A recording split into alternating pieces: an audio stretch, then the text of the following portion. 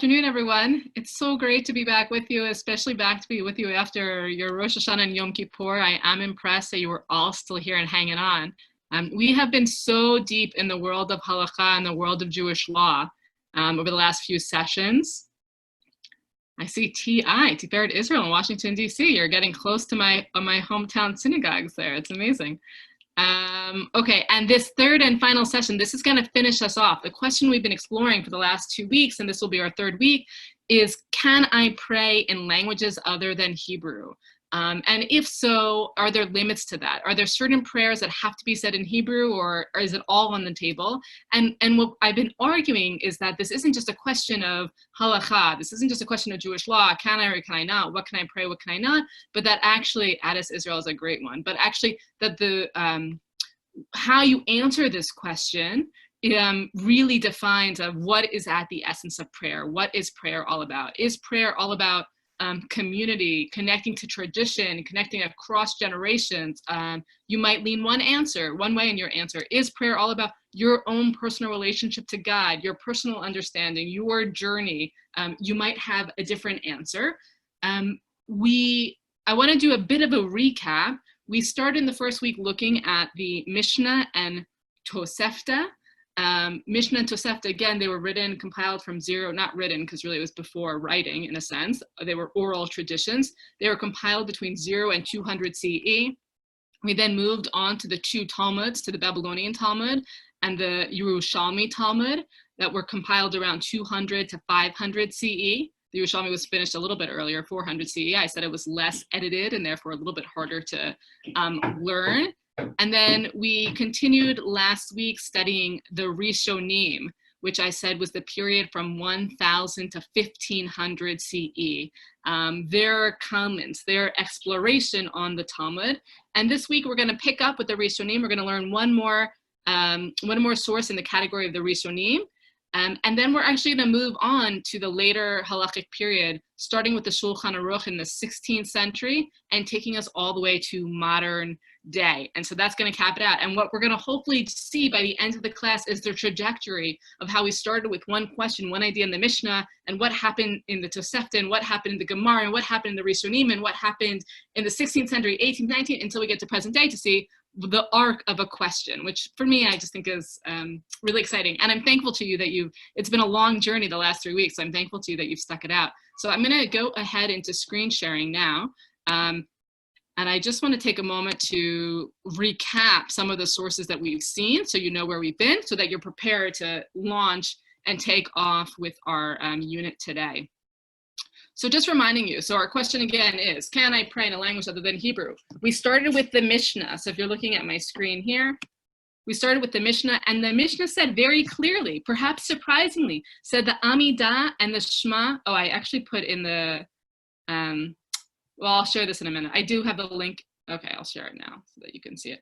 I did actually have the link to share in the chat in case you want to open up the document on your own. Okay, if you're opening up on the document on your own, you have it in the chat now. Okay, back in. So we saw in the Mishnah the Amidah and the Shema can be said in any language, which seems to me perhaps surprising and really permissive of the Mishnah, that the Mishnah is okay. Whatever language you pray in, that's the language that you say the Amidah and Shema, these two central prayers. The Tosefta, again, same time period, 0 to 200 CE, that affirms what the Mishnah says. Again, Amidah and Shema in any language, very permissive. And we have this minority opinion of a very important rabbi, Rabbi Yehuda Hanasi, who says, but actually the Shema has to be said only in Hebrew. Why is that? Because the Shema, specifically the Torah says, and you should say, Elu hadvarim, these are the words you should say. And so Rabbi Yehuda Hanasi reads it as being these specific words. But in general, you have the Mishnah and Tosefta having these very permissive, lenient positions saying prayer in any language, even the Shema and the Amidah. Then we get to the Talmud. So we get to the Urushami. This is the earlier one, 200 to 400 CE. And we saw an interesting piece there. We saw Rabbi Levi. He's in Greece, and he hears these Greeks praying the Shema in Greek. And he gets all upset about it, and he starts to protest. And Rabbi Yossi gets upset at Rabbi Levi and says, what do you want from them? This is the language they speak. Do you not want them to say the Shema? If you don't let them say the Shema in Greek, they're not going to say it in any language at all. And the bottom line of the Urushami affirms the Mishnah and affirms the Tosefta and says, no, forget it, Rabbi Levi. You're out, Rabbi Yehuda Nasi. The Shema and Amidah you can say in any language. And it even gives us reasons besides just, these are the words. It actually gives us two important reasons. According to Urushami, why can we say the Shema and Amidah in any language? For two important reasons. One is, what is prayer? The Urushami says prayer is essentially about asking for what you need. And how can you ask for what you need if you're not asking in the language that you understand and is personally meaningful to you? If you're just using sort of canned words of the tradition that you don't understand, you can't possibly really ask for what you need. So according to the Urushami, you can pray in any language, one, so that you can ask for what you need, and two, because much of prayer is about gratitude. And how can you really praise God? How can you really give gratitude if you're not praising God with words that you understand, with words that are personally meaningful to you? I think a really compelling case that the Urushami makes for why prayer should be in the language you understand, why prayer is about asking for what you need, and two, if you're praising God, you need to understand the words with which you're praising God. You need to know whom you're praising. So that's Urushami. So far we have the Mishnah, the Tosefta, and the Urushami basically all stacking up and say prayer, Shema and Amidah, can be in any language. My 5-year-old poking his head in. Then we get to the Bavli, and we have that minority position of Rabbi Levi, who was upset about the Greeks praying in Greek, but ultimately he's silenced by Urushami. Then we get to the Babylonian Talmud. Again, this is 200 to 500 CE, and now we have a change. We hear again that Rabbi Yehuda Nasi says, actually the Shema can only be in Hebrew, and we get this new text from Rabbi Yehuda in the name of Rabbi Yochanan, who says, you can't pray in Aramaic. Why can you not pray in Aramaic? Because the ministering angels that are going to give your prayer the super boost and get your prayer up to God, they don't understand Aramaic. And if you pray in Aramaic, your prayer is not going to get the super boost of the angels to make its way up to God.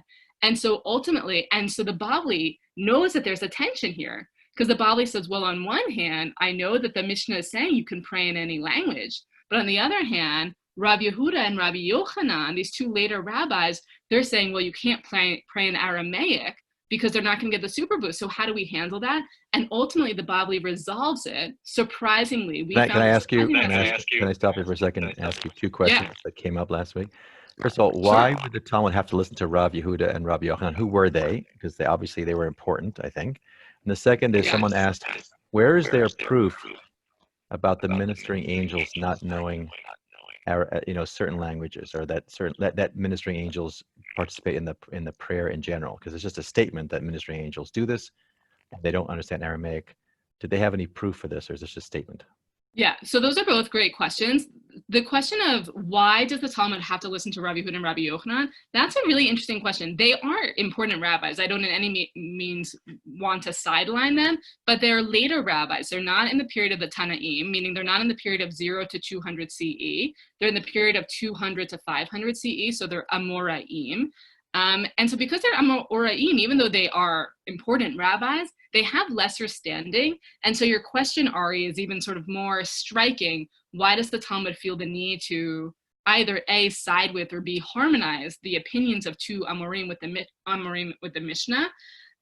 So two possible responses there, because it's surprising, because really you should just defer to the Mishnah. I think the one thought is perhaps that for the Gemara can't conceive. It couldn't be that these Amoraim, these later rabbis, would have the gall to be disputing the Mishnah. It couldn't possibly be that Rabbi Yehuda and Rabbi Yochanan straight out disagree with the Mishnah, and so it's forced to find a way to resolve them, because otherwise you would have these Amoraim challenging the earlier rabbis, and it couldn't be that they were doing that. So that's the first thing, is it's not that it wants to agree with them, but it can't handle the disagreement, because otherwise it looks like these later rabbis are challenging the Mishnah, which is untenable, would be surprising.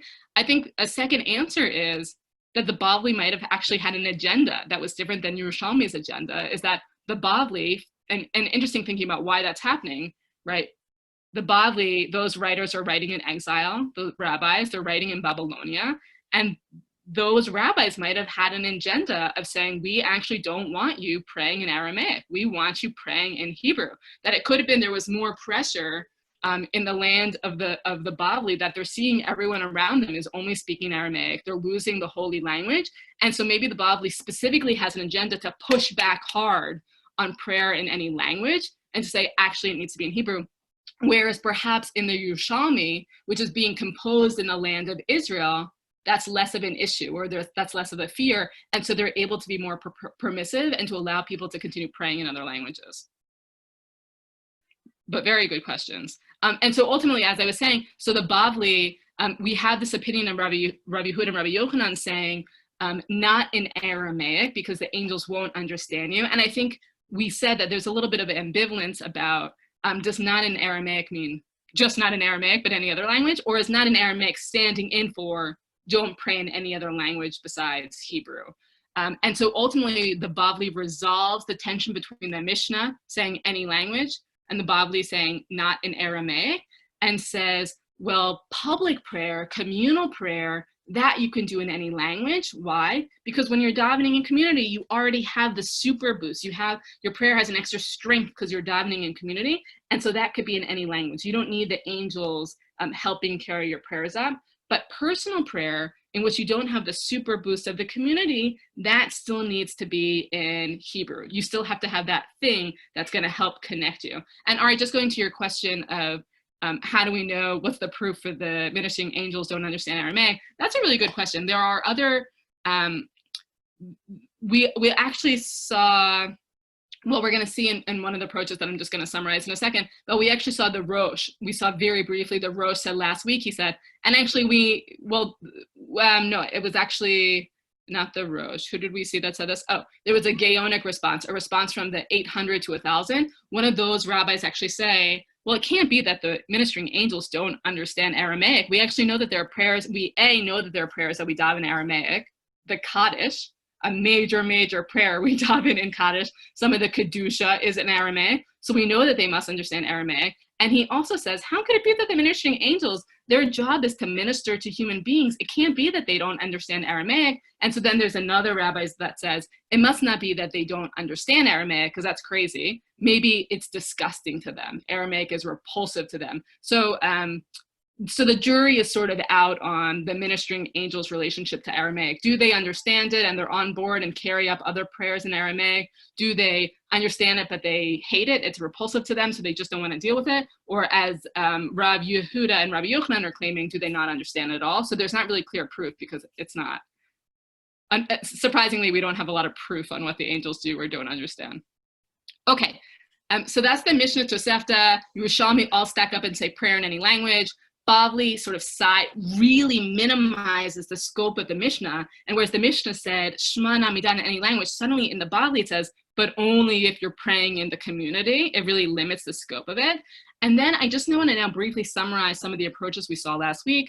As I just mentioned, we saw a first response to that discrepancy, to that tension between can I or can't I in the period of 800 to 1000, that said, A, of course the angels understand Aramaic, they're angels, and B, of course God understands that we can pray in any language. God doesn't need us to pray in Hebrew. And so therefore, the bottom line of this Gaonic response is we ignore Rabbi Yehuda and Rabbi Yochanan. And the bottom line is prayer in any language is fine. I think that this is a really surprising approach. Ari, you were saying, who are Rabbi Yehuda and Rabbi Yochanan such that we have to listen to them? And on one hand, that's a fair question. They're only Amoraim. On the other hand, for this Gaonic response, for this rabbi just to totally sideline them and say, we don't have to resolve the tension, we just ignore them, that feels surprising. But the point of this is to say, this one says any language is fine. We also saw last week, this is the first Rishon that I'm summarizing now. We saw the Rif, that's Rabbi Yitzchak Alfonsi in the 11th century. And the Rif, basically his job is just pulling Halakha, pulling the legal rulings and making a final ruling. And he just followed the bottom line of the Bavli. He could have followed the Mishnah, the Tosefta, the Urushami, he doesn't.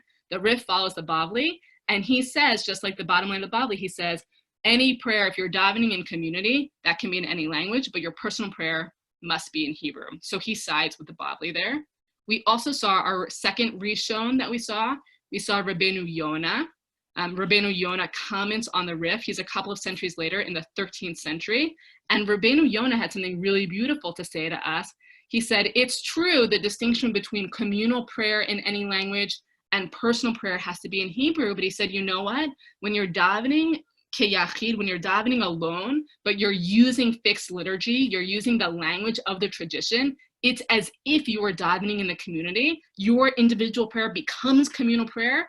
And so you can daven in any language that you want. And so he transforms individual prayer, as long as you're davening fixed liturgy, communal liturgy, into communal liturgy, which is really powerful. And the reason why he does that is because he's, as a Rishon in 13th century, he looks around and he sees that all these really pious women are praying in French. And he says, it can't be that they're doing something wrong. It must be that their individual prayer is like communal prayer. We also saw a different approach to trying to resolve these tensions. We saw the Rosh. This is Rabbi Asher ben Yechiel, again, 13th to 14th century.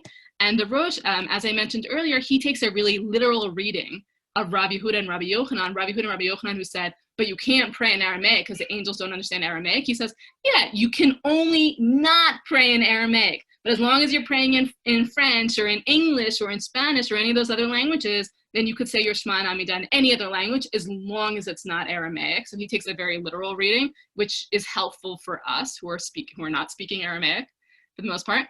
And there's one more Rishon that I want to look at today before we go on to the later sources that comes from the Sefer HaChasidim. The Sefer HaChasidim is documenting the religious practice of Ashkenazi Jews in Germany. And this is in the 12th and 13th century. So we'll conclude our summary of last week's class just by looking at the Sefer HaChasidim. So the Sefer HaChasidim says, if you come across a man who does not understand Hebrew, and he is God-fearing and wishes to have proper intent, or a woman, it's nice that he's including, you're afraid that the text is only going to be talking about men praying, and then he includes a woman, which is very nice. So if you come across a man who doesn't understand Hebrew and is God-fearing and wishes to have intent, or a woman, tell them that they should learn the prayers in the language they understand, because prayer is only effective with an understanding mind. And if the mind does not understand, what possible effect could the words have when they come out of one's mouth? Therefore, it is better to pray in the language that one understands. So the bottom line of the Sefer Hasidim is what? The bottom line of the Sefer Hasidim is absolutely, it reminds us a little bit of the Urushami. Remember, the Urushami said, you can pray in any language. Why? For two reasons. Because prayer is about asking for what you need. And if prayer is essentially about giving gratitude and praising God, you have to know whom you're praising, and you can only do that in your language. He says prayer is essentially about, he says right here, he says, prayer is only effective if you understand what you're saying. If you don't understand the language that you're saying, how could your prayers possibly have a transformative effect in the world? And so therefore, you have to pray in the language you understand. This approach of Sefer Hasidim is totally different than what we see with the Rif who says personal prayer still has to be in Hebrew. Or it's totally different than what we see with Rabbi Levi. He's the one who sees the Greeks praying in Greek and gets all upset about it. The Sefer Hasidim is saying, this is a really inclusive understanding of what prayer is, that prayer is about your own relationship with God. It's your own understanding. And if you don't understand what you're saying, then your prayer can't possibly be effective. Okay, I want to just pause there to give you a chance either to respond to the Sefer HaChasidim or to respond to any of those different approaches we've now seen. We had the tension between the Mishnah, Tosefta, and Urushami all saying any language. We had the Bavli saying, and specifically Rabbi Yehuda and Rabbi Yochanan saying, not in Aramaic. And then we saw all of these Rishonim from 1000 to 1500 CE with this major problem of, well, what do we do? How do we resolve it? Which sideline do we fall on? So I'm curious to hear if you have thoughts or responses to any of the different approaches that you've seen. So this is the Sefer Hasidim, and then this right here is the summary that we saw. So feel free to go ahead, or if you have questions, just go ahead and put it in the chat.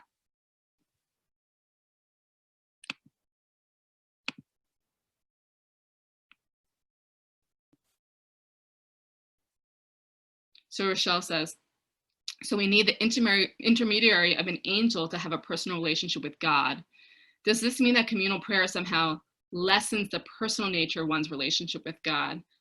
Rochelle, I do think that the idea of the angels, I wouldn't understand it as communal prayer lessens the personal nature of one's relationship with God so much as so much of Judaism has an emphasis on the power of davening in the community, that it's a given that where there are 10, God's presence will be found, where it's like God's presence is also found with the individual. The texts say that too, but there's just something about the power of a minyan, the power of a community. And so I think it's not that the personal isn't found in the community, but it's that when we're davening alone, we sort of need that. We don't have those other people standing by us. We don't have those other prayers lifting up. And so we need a little bit of extra help. And for the rabbis, that comes in the form of the angels, or maybe that comes in the form of using the words of our tradition, having us connect us to something larger, something beyond ourselves.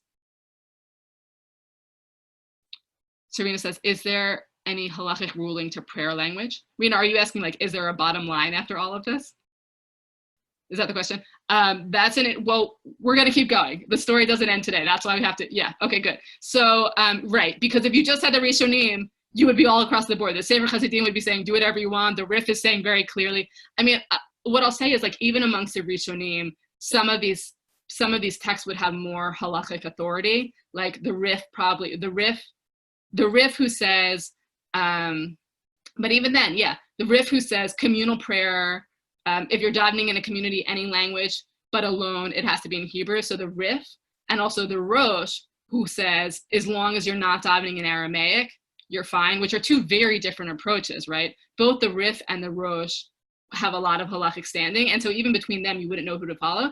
And so, Rena, that's a great question, because that's why we're going to need this. The 16th century text, the Shulchan Aruch, is going to become much more of the, okay, well, now we have all these different Rishonim that are saying different things. We need the conclusive law code that's going to tell us what do we actually do. And that's going to be, I'll summarize this in a second once we get into it, but that's going to be what the Shulchan Aruch is trying to do, is to take all of these different opinions and to ultimately say, but here's your bottom line.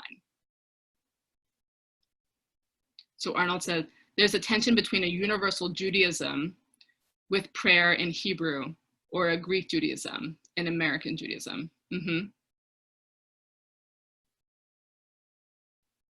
Yeah, I think that's true. So we're trying to keep sort of this universal Judaism where we're all on the same page, or are the rabbis afraid that once we're sort of praying in different languages, we're getting too far? We're actually going to see that language in one of the sources we're going to see today. Is there a concern that praying in a different language is going to somehow separate us from the community, and you have all these communities and sort of separating off? So Joanne says, were the rabbis afraid that if they allowed prayers to be said in other languages, that the Hebrew in prayer would slowly disappear, and therefore they tried to stop the use of vernacular? Joanne, it's a really good question. And I think this goes to what Arnold is saying, is what are the rabbis who are clamping down and saying it has to be in Hebrew? Why are they saying that, and what are they afraid of? Yeah, I think that is one concern for sure, that if people start just praying only in their vernacular, that they're already, I mean, I think that they already are losing the ability. Why are they praying the vernacular? In large part, I think because they already don't know how to pray in Hebrew. That's in part. Also, they're praying the vernacular maybe in the times of the Jewish Enlightenment. They're trying to reform, so we'll see this a little bit today, but where the reform movement arose in the 1800s, it arose because the Jews were trying to be enlightened like the rest of Europe. And part of what that enlightening meant was the ability to question, and liberalism, and sort of like the exploration of other learning, sort of outside of their little Jewish shtetl. And that also meant sort of throwing off some of the things that made them distinctively Jewish, like throwing off Hebrew and throwing off wearing a talit and throwing off kashrut. So I think there was a pushback against Hebrew, both because they wanted to be less Jewish and more like the surrounding societies and more integrated, and also because they didn't know Hebrew. So yeah, I think there's a concern that people aren't going to, if they daven only the vernacular, they'll lose the Hebrew.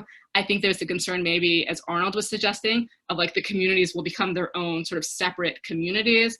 I think there could be a concern of moving away from tradition, and not only losing the Hebrew, but actually that it's actually a severing of tradition. There's something very powerful I feel pulled on this issue. On one hand, I think it's very important that people understand. I'm with the Sefer Hasidim. That's very important that people understand what they're saying and that for prayer to be transformative and powerful, it has to mean something to them. And on the other hand, I think there's something very powerful about having 2,000 years of saying the same words in the same liturgy. And if we start praying in the vernacular, then we lose that connection. So they could also be thinking about that. Okay, Deborah. Also, all translations from Hebrew into other languages can never be exact. And so differences will be introduced. Okay, so Deborah, amazing. That's a great segue into one of the sources we're going to see.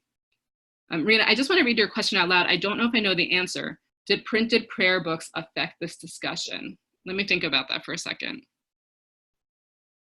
Yeah, I mean, I think that one of the ways that it could, right, so Rena, that's a really interesting question. I'm not sure where you're asking it from, but what it makes me think of is printed prayer books would at least in theory make it possible that people who didn't know Hebrew would have the Hebrew, like it would be, if you don't know Hebrew, it's that much more impossible to daven in Hebrew if you don't have a printed prayer book in front of you. Like that makes it's totally off the table. I think at least if you have a printed prayer book and you don't know Hebrew, theoretically you could read the Hebrew if you could read Hebrew or have the transliteration. So I think printed prayer books would make it more possible to force people to pray in Hebrew if they didn't understand, if they don't actually speak it, but still raises all those same questions of, well, what's the point of having people, is there a point of having people articulate sounds in a language that they don't actually understand? Okay, good. So I'm gonna go back into, so those are the Rishonim. That takes us to 1000 to 1500. We're now going to dive into some of the later sources. We're going to start with the Shulchan Aruch. But before we start with the Shulchan Aruch, I need to give a little bit of an overview. You can see this very small in my own note that I wrote to myself, but I know that Ari, our trusted leader, I sent him a link, and I'm sure he's going to send it to you anyway. He's going to send you a link from My Jewish Learning that's going to have a really great summary of what all these sources are. So if you're not getting them now, it's okay. You're going to get them in your email to follow up with. But before we can get to the 16th century, we now need, as you can see, there's a real need for a clear, concise Jewish law code that's actually going to tell you what to do.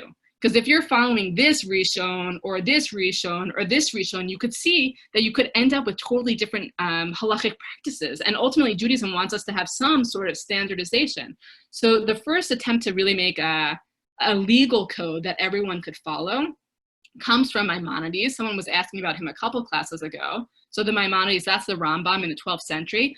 Rambam came up with this impressive work called the Mishnah Torah. He created his own organizational system, meaning that it's subdivided into like books, and those books are subdivided into tractates. That's totally of his own creation.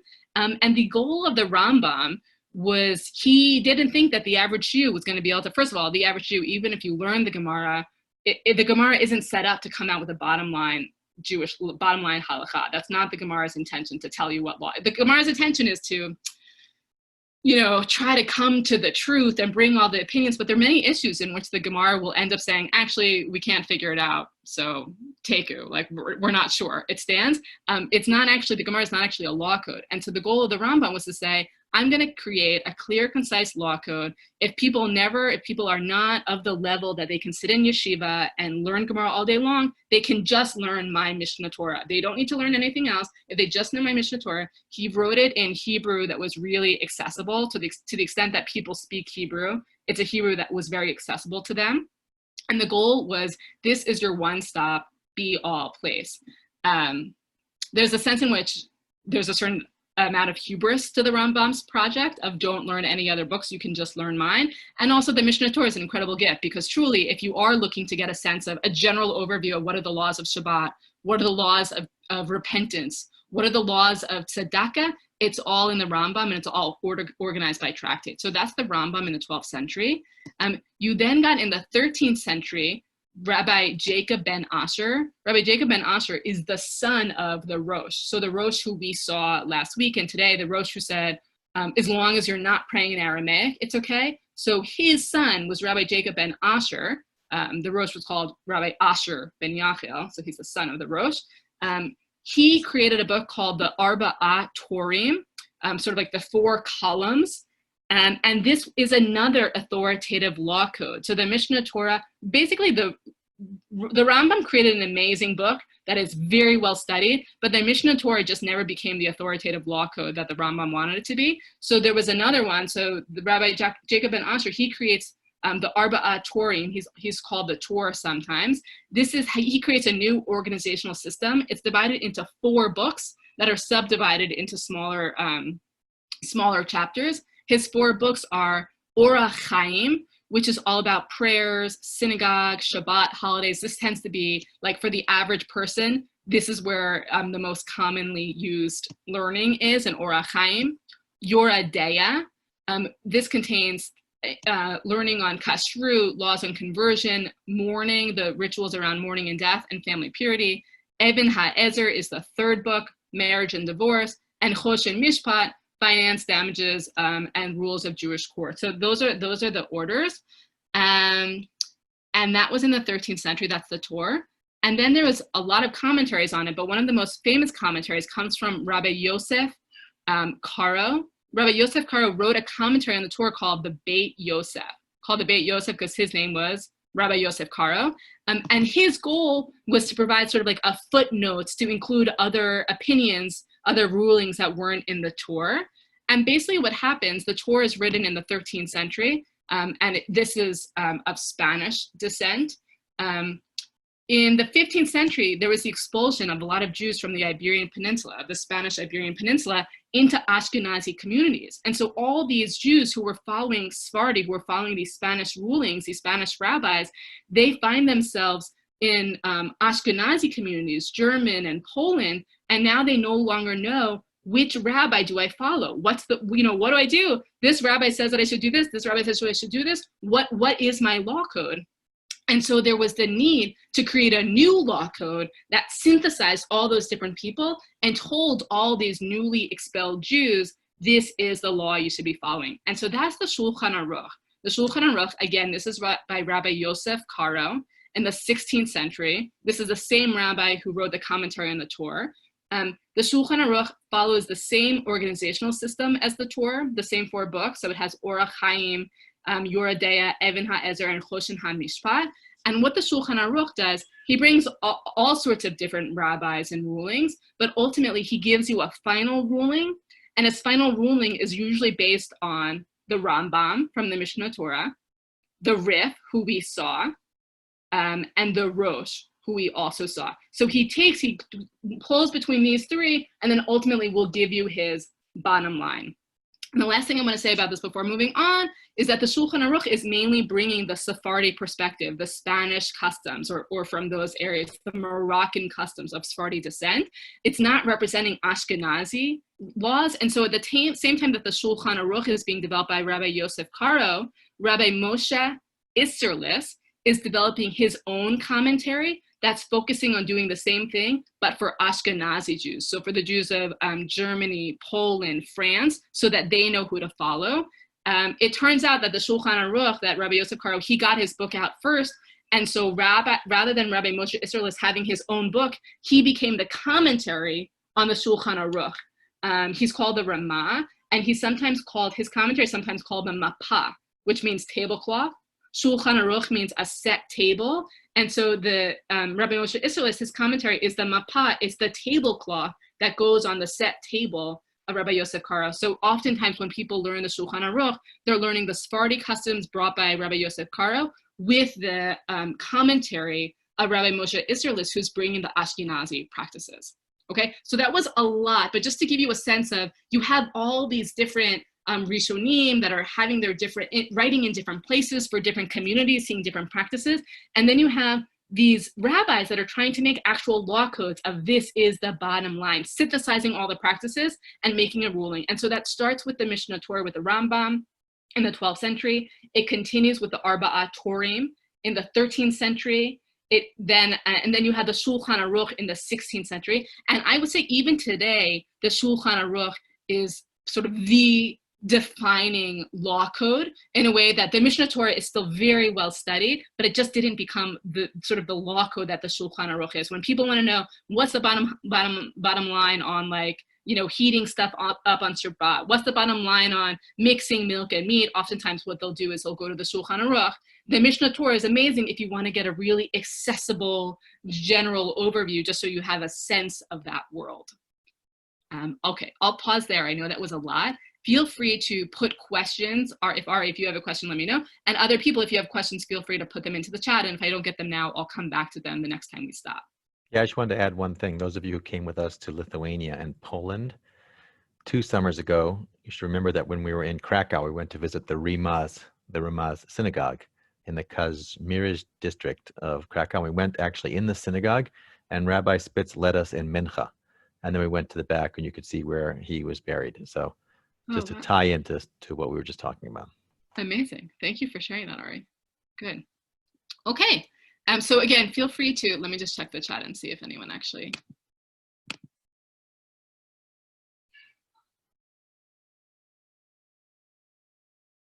Is the Kitzur the same as Isser less? No, I don't think it is. Rena, I have to just double check with because there's so many, there's the Ruach HaShulchan and the Shulchan. I don't think it is the same thing. I want to double check, and I'm going to get back to you to see what that is, but no, that's a good question. Okay, so let's actually dive into the Shulchan Aruch now with no further ado. So this is Rabbi Yosef Karo. He's writing in the 16th century, and remembering his goal is to bring you all the practices and then to give you the bottom line. And he's mainly drawing on the Rif, the Rambam, and the Rosh. So he says right here, a person can pray in whatever language they choose. So this sounds like the Mishnah, the Tosefta, the Urushami, the Hanimile bat Tzibor. But these words only apply to when you're davening in a tzibor, in a community, in a minyan. Aval b'yachid, when you're davening alone, lo yitpa'el ela b'lashon hakodesh. When you're davening alone, you can only pray in the holy language, in Hebrew. And again, sort of that question of when Rabbi Yochanan and when Rabbi Yehuda and Rabbi Yochanan said not in Aramaic, here you hear the not in Aramaic actually means only in Hebrew. Not in Aramaic is synonymous with not in any other language besides Hebrew. So you hear that the main opinion that the Shulchan Aruch is choosing to bring, the mainstream opinion, is following the Bavli and following the Rif, that synthesis, a position that's saying when the Mishnah said any language, it only meant that when you were davening in community, but when you're davening alone, you still have to pray in Hebrew.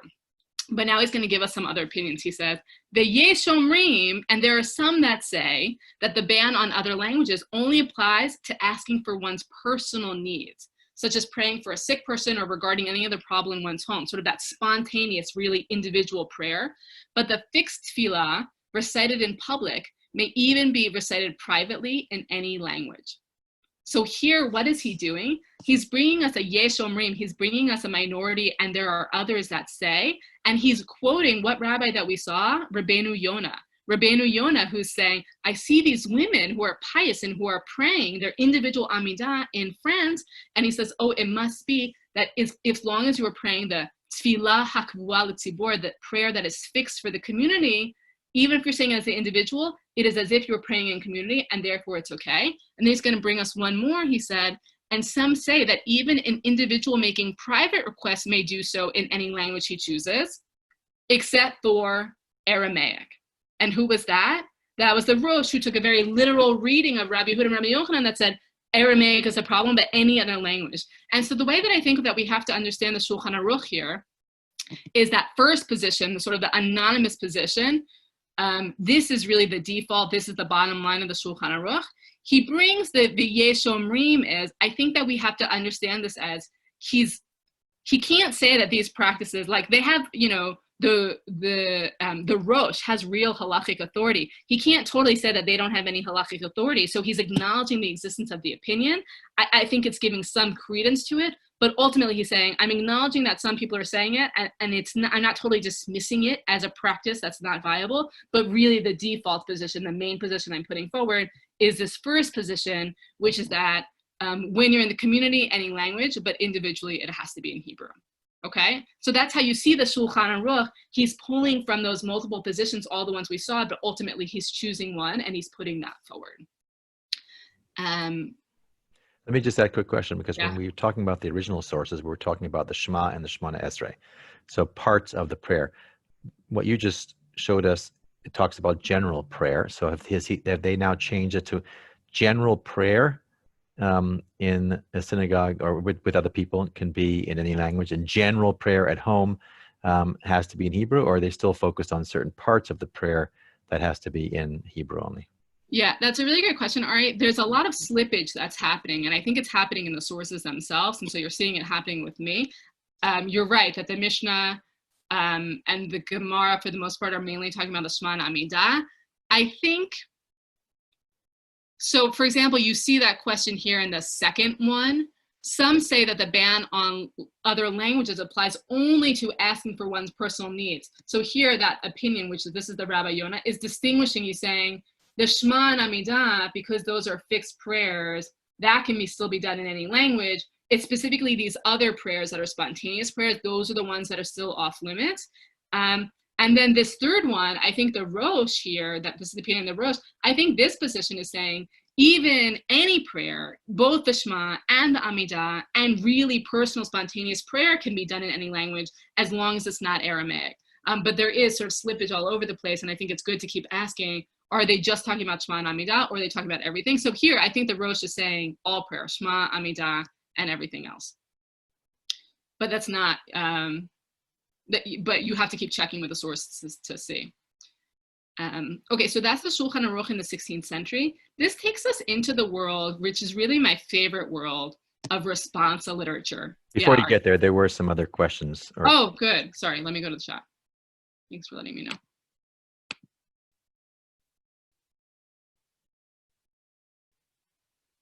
Oh, so many good questions. So Jay says, do the Mishnah and Torah and Shulchan Aruch contradict each other?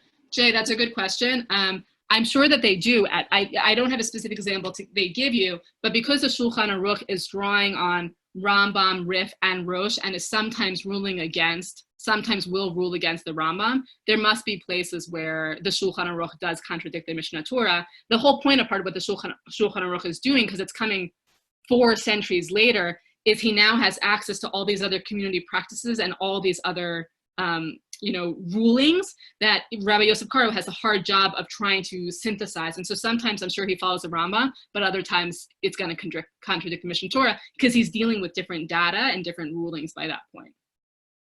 So Avi says, comment, I believe the main reason Israel does not have a constitution is because the Orthodox claim that the Shulchan Aruch must be the constitution.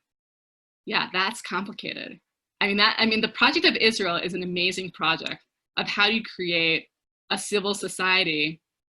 It's an amazing project of is it possible to create a civil society in which the basis for the legal constitution would be a Jewish religious document? Is that possible or not possible? And what does that look like? That's very complicated. So Sandra says, if one can't pray in the language that they understand, then they lose connection. Yes. And so that's what I hear Rabbi Yossi saying in that Urushami text, when he says, what do you want them to do? They have to be able to pray. And also Sandra in the Sefer Hasidim, where he says they have to be able to pray in the language they understand. Even the church changed their services to Latin, to the language for those in the community to some extent. Sybil says, does this mean that the only way I can talk to God is with the aid of Google Translate? Sybil, does that mean, are you saying because someone said that it has to be in Hebrew, so you have to have your prayers and then translate it to Hebrew? I assume that that's what you're saying. That's a very good and hard question. Some of the rabbis would say there's something that feels so counterintuitive that in the moment of offering personal prayer, personal spontaneous prayer, that you should have to I have some fluency in Hebrew. Even for me, it's at the end of the day, my native language is English. For me to translate my deep personal needs into a language that is not my own feels so counterintuitive. And yeah, that's what some of these rabbis would be saying to you. The Rosh wouldn't say that. The Rosh is trying to sideline that. He would say, as long as it's not Aramaic, but for sure, some of these other rabbis, they would say that those personal prayers have to be in Hebrew, which feels so counterintuitive. And I could a little understand the argument, because there's a sense in what they're saying is when you're praying as an individual, if you're praying as an individual and you're not praying fixed liturgy, there's almost this feeling, they have this feeling, I think, that you're untethered from community, you're untethered from tradition. And so the thing that is you can still put up forward your own prayers, but the thing that at least tethers you, keeps you grounded, is doing it in Hebrew. But I hear you that that's a real tension here. what do we care about? Do we care about being tethered to community and tradition, or do we care about the ability to actually speak directly to God without the means of Google Translate interfering? Deborah says, is a strong prohibition against Aramaic due in any part to the fact that Jesus spoke Aramaic and maybe the New Testament was originally Aramaic? It could be, Deborah. That's a very interesting question. I mean, I think that there's a lot of things there. You know, when the Jews were exiled from the land of Israel, they're exiled to Babylonia, where everyone around them is speaking Aramaic. So I think that this is really a fight against, it's not only we want it to be in the holy language, it's we don't want it to be in the language of sort of these heathens that were living amongst these heathens that are dominating us. You know, we don't want people sort of, what is the word? That word, you know, when you like lose yourself to assimilating into the surrounding society. But I think it also could be what you're suggesting. Okay, last comment here. So Marian, so women who did not pray in Hebrew could not pray for a sick person or home problems. Right, so that's the implication. That's what the Rif would have you think, that when you're praying at home, or even Rabbeinu Yonah, who wants you to be able to pray in whatever language, but the personal spontaneous prayer still had to be in Hebrew. That would seem to be the implication, Marian. But what's so powerful about, like, for example, the Sefer HaChasidim and even the Geonic response that we saw briefly, is that those people, they go so far as to say, not just when you're davening alone, your Shema and Amidah can be in any language, but they say it has to be also that your personal prayers can be in any language, because God can understand any language and the angels can understand any language, and essentially prayer is about meeting. So there are some rabbis, Marian, who would say, yeah, your personal prayers have to be in Hebrew. They have to be connected to something. But then there are the other rabbis who would argue back and say, no, it's about meaning, it's about connection. And you have to be able to, that prayer is essentially, even going back to the Urushami, right? The Urushami says, prayer is essentially about asking for what you need. And if you can't ask for what you need in the language you understand, then what is prayer at all? So the jury is out. Well, we'll see if the jury is out. You still have to take us up to present day. Okay, Arnold said, isn't there a story about the Baal Shem Tov who recognized the prayer of a child who could only whistle? Amazing, Arnold. And so with this, I feel like you are taking us back to some of the comments in the first and second session where people were even pushing back on, all of these sessions are focusing so much on words, the words in Hebrew, the words in English, the words in Aramaic. And what some of you were articulating is prayer is not about words at all. Forget Hebrew, forget vernacular. Prayer is something that can be expressed even beyond and without words. And yes, Arnold, so there's this Hasidic story, we'll get to Chassidut in our sixth session together. There's this Hasidic story of the Baal Shem Tov, who was saying that really, what is prayer? But, you know, and part of what the Baal Shem Tov was doing is, and the Hasidic movement was making prayer and Torah accessible to everyone, to the simple everyday man who didn't sit learning and by man I mean person, who didn't sit learning in yeshiva all day. And so part of, Arnold, exactly right, what the Baal Shem Tov is doing is saying, prayer shouldn't be about who has the capacity to speak to holy language. Anyone can open up their heart in prayer in whatever language you speak, whether that's through language or through silence or through music, to really break through that. So Arnold, I think that's a beautiful thing to bring in now. Okay, last thing, Toby, and then let's go on. Pardon me for being disrespectful. You're always welcome to be disrespectful. Although the rabbis were learned, but these are laws, rules made by men without the voices of women who were excluded from the discussions. What do you think these laws would be like if women's voices were valued? That's a really important question. I mean, also keeping in mind, you know, I think that the rabbis are dealing with a time also in which, like, the men didn't necessarily know their prayers. Like, I think when we're concerned about the populations of people who won't have access to prayer, I think it's an issue both for men and for women. But Toby, I also think it's more of an issue for women, because who was even learning in yeshivas at all? Presumably the men had more access to learning and prayer than the women do. And so I do think that there's the concern that women are being more excluded. I think that's also part of why it's powerful to me that Rabbeinu Yonah specifically looks to the women in France and said, these women are praying in their own language, and therefore it must be okay. It's like Rabbi Yonah learns from the fact that the women around him are doing it, that it must be okay. And that forces him, it's from the women's practice that he comes up with it must be that when we're praying alone, it's actually the prayer of the community. I think that's, so Toby, I think your question is totally founded, always, of what would we be saying? I mean, I think in general, I would say perhaps if women's voices would be included in general. I think of lifting up voices of people who have been pushed to the margins, of people who are being silenced, which feels particularly important in this conversation. But we do see a little bit of that in the Rabbeinu Yonah, of he's actually creating halakha based on the practices of women. At least that. In our 8th session, really, no, I think in our 9th and 10th sessions, if you do the next session, the next 5 sessions with me, we're really going to focus on women's voices. We're going to be focusing on feminist theology. And in the 10th section, we're going to be focusing on feminist interpretation. Something that I just want to name, Toby, and you're naming it for me, is that all of the people that we've encountered thus far have all been men, because those are the voices of the tradition. Those are the voices of the rabbi. And that's difficult. So I think you're right, Toby, to keep asking the question, well, what would we be hearing, or how would it be different if we had different voices? And I just want to say we will include those voices. We only get to include those voices when we get to the modern times, because that's when we start hearing them more. But we'll devote the 9th and 10th sections to bringing in those other perspectives. Okay, good.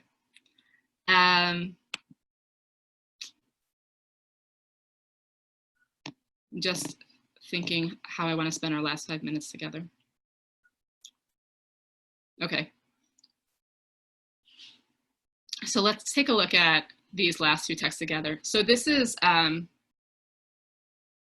okay, well, I want to introduce you the idea of responsa. So the world of responsa, this is coming, I think, more about this being in the 17th, 18th, 19th, 20th century, 21st century. The world of responsa is sort of the most recent halachic literature. The way that responsa works is someone asks a question to a rabbi, and then they survey all of the different rabbinic, all the different rulings and sources out there, and then based on synthesizing all of them, they produce a ruling for that community in that time. And so questions like modern responsive questions like, can you drive on Shabbat, which the conservative movement had to deal with, in the 1600s, they didn't have to deal with the question of technology on Shabbat. They didn't have to deal with the question of driving on Shabbat. That's a question, a modern question for a responsa.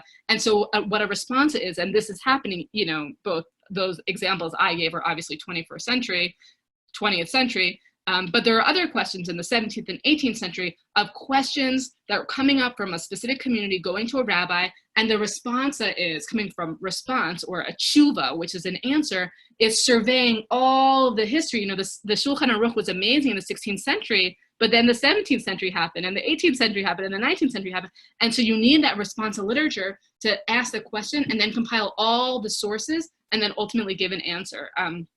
Questions on, so I just think responsa literature is so fascinating, and it's a rich resource across all the movements, the Reform movement, conservative, Orthodox, obviously, of course, very strong, but responsa mainly being like, we as a community in our modern times have a question that we don't know what to do with, putting it before a rabbi or a community of rabbis, and then having them pull through all the resources to come up with some sort of an answer. Ari, I think will probably send you a link to, so the organization I work for is called Hadar, and one of the learning resources we have is a podcast called Responsa Radio that you could get on any podcast platform. And what Responsa Radio does is people write in all of these very modern questions like, can I pay the babysitter on Shabbat? Can I don't know, like automatic driving, the halakha of self-driving cars, just interesting. Can I bow to my karate teacher? Interesting sort of questions. And one of our rabbis, Rabbi Ethan Tucker and Rabbi Avi Killa, they have this podcast where they bring in all the sources, and in a digestible 10 minutes, they sort of offer a responsa to it. So I'd encourage you after this, if you're interested in doing any other sort of legal learning, to check that out, Responsa Radio. Okay, so we're going to look at one more responsa together. So this is a responsa. This is coming from Rabbi Moshe Sofer in the 19th century. And he's responding to the question of, can I pray in a language other than Hebrew, he says, very strongly.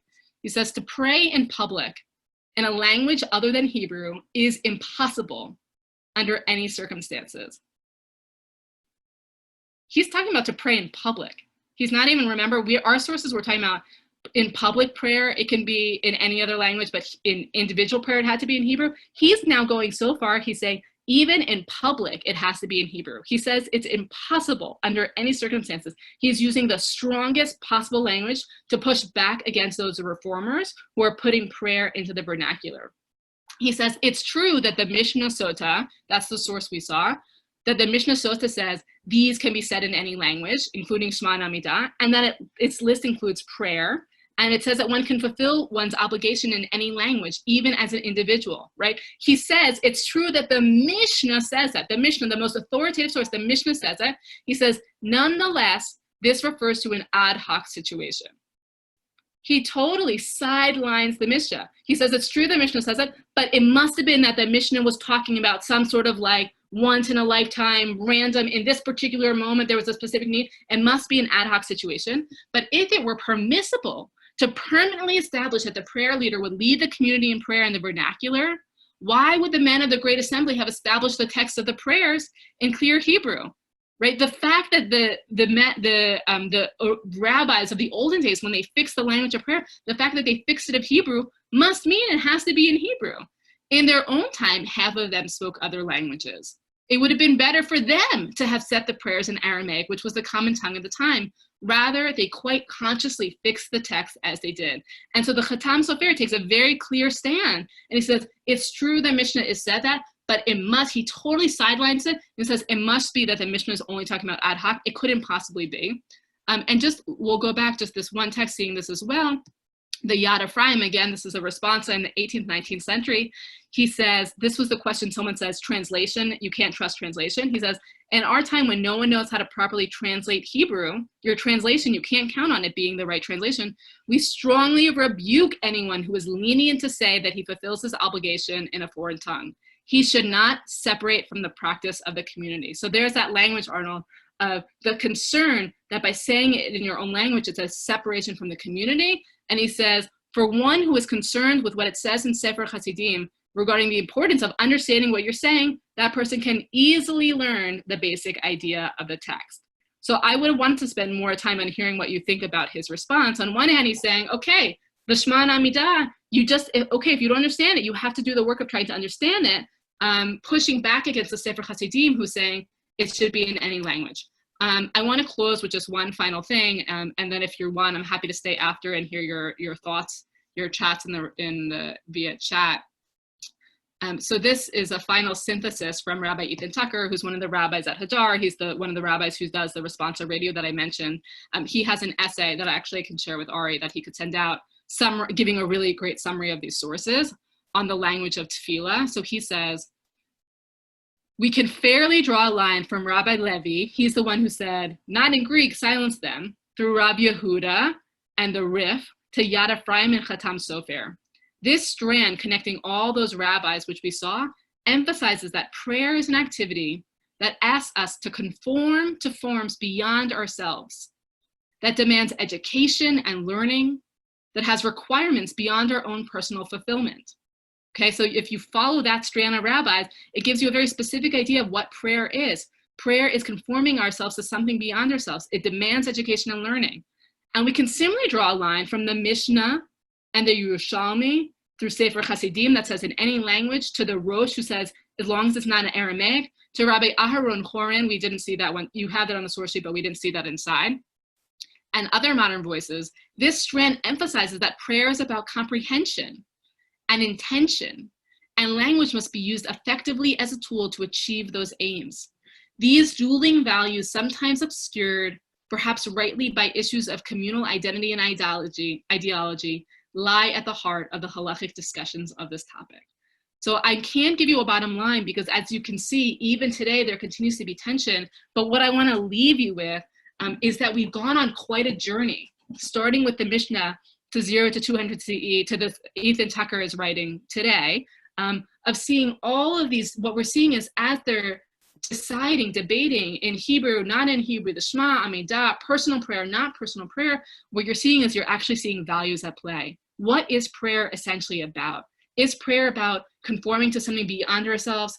Is it about prayer should demand of us a special level of education and learning? Is it not about our personal fulfillment, but actually some sort of requirement beyond ourselves? Or is it about understanding? Is it about personal connection? Is it about personal meaning? And depending on what you sort of think is the essence of prayer, you can see the different rabbis end up emphasizing different legal practices. Okay, I'm going to end it there, but feel free, Ari, if you want to jump in with any questions, or if people want to write in questions with the chat, I'm happy to stay after. While people are thinking, just for a few minutes, I wanted to thank you for taking us. So the whole idea with revisiting the Jewish bookshelf was for people who have never visited most of the Jewish bookshelf to give them an idea of what it looks like. And for those who have visited to refresh memories, but also learn substantive material, and you managed to do both. We focused on an important issue, or a bunch of issues. We started in stories in the Bible, ended in the Shulchan Aruch. So how many years did we cover? We covered about 2,000. 2,000 years in 5 classes. It's awesome. It's awesome. So we are going to continue this with 5 more classes in November. Can you tell the group what you're going to focus on in those 5 classes and the adventure we're going to go on there? Yeah. So again, I think this is actually this is actually, it's so amazing learning through these sources with you, because I'm just aware, both as the facilitator and as participants, how many different types of sources and even types of teaching you're seeing. Like, we've been a very specific mode for the last 3 classes of the Halakha. That mode is going to change going forward. Our next, the 6th class is going to be focusing on Musar, the Musar movement, and looking at Jewish ethical texts around personal holiness, and sort of specifically looking at texts around arrogance and humility. So we'll be looking at Jewish ethics. And then in our 7th class, we're going to be looking at Hasidut.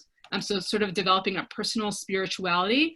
Specifically the 7th through 10th classes are all going to be focusing on, in the way that these classes have been themed around language of prayer, the 7th through 10th are going to be themed around revelation. What is essentially revelation? What is Torah? How do we relate to Torah? How do we relate to God through revelation? And in the 7th class, we're going to do that through Hasidut. In the 8th class, we're going to do that through famous Jewish theologists.